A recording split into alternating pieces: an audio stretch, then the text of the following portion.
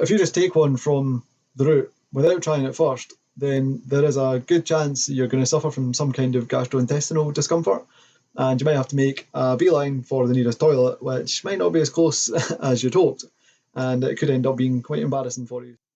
So in marathon running, you may have heard the phrase hitting the wall. If you're unsure what this means, it simply refers to the depletion of glycogen in the muscles, and it results in feelings of extreme fatigue and a lot of negative feelings and just feeling generally dreadful. So you might be thinking, oh, the finish line's never going to arrive, oh, I'm never going to finish this, things like that. So it usually occurs around the 18 to 20 mile mark, and I will explain why that is in a minute. So glycogen is the body's stored form of carbohydrate, and it's stored in the muscles and in the liver, and it is used for energy. So it's the body's preferred fuel source, as it is the easiest and most readily available when you are exercising. So when you run low on glycogen, your brain tries to get you to stop exercising in order to preserve energy. And this in turn leads to negative thinking and you hitting the wall. So how can you avoid a head-on collision with the wall? Well, to add a little bit of a biology lesson, I'll explain it. So the body is able to store about 1,800 to 2,000 calories worth of glycogen in the muscle. And we use around 100 calories a mile depending on a number of factors. So things like pace, your body composition, things like that.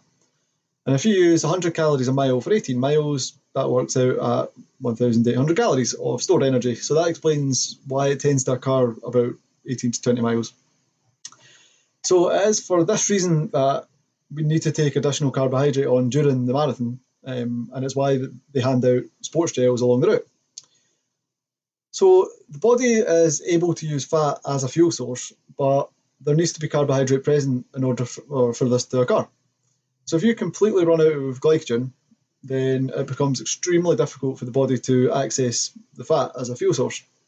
And again, with this in mind, you need to understand how much your body needs in terms of additional fuel in order to sustain your long training runs, and of course on race day to ensure that you finish. So a good strategy is carb loading. So carb loading is essentially increasing your carbohydrate intake to a very high level when you taper off your training runs for the last kind of 3 or 4 days. And that helps to ensure that you've got full glycogen stores before your race. So training for a marathon is a lot more than just getting the miles in. So nutrition plays a huge role in whether you finish the race or not. And it's very, very important that you look at this prior to the race. So as well as making sure that you can run a long distance, you also need to make sure you're familiar with what you're going to eat before the race, what you're going to eat and what you're going to refuel with during the race, and what and how much you need to drink to maintain optimum hydration. So one of the big mistakes that people make is just taking the free energy gels on the route without trying them first on a training run. And one of the big reasons is they're free, so people just take them. Now, everybody's body reacts differently to different foods, and sports gels are notoriously bad for causing stomach issues. So if you just take one from the route without trying it first, then there is a good chance that you're going to suffer from some kind of gastrointestinal discomfort, and you might have to make a beeline for the nearest toilet, which might not be as close as you'd hoped, and it could end up being quite embarrassing for you. So make sure that you're fueled up before the race starts, and make sure you know exactly what your body can cope with, and what you need to do and what you should be refueling with along the route to ensure that you never hit the wall and you get to enjoy your big day. So if you are running a marathon or any other kind of endurance race this year, let me know in the comments which one you're doing and how you feel your training's going, and if there's anything that you're needing me tips for. Hope this has been helpful for you. Cheers!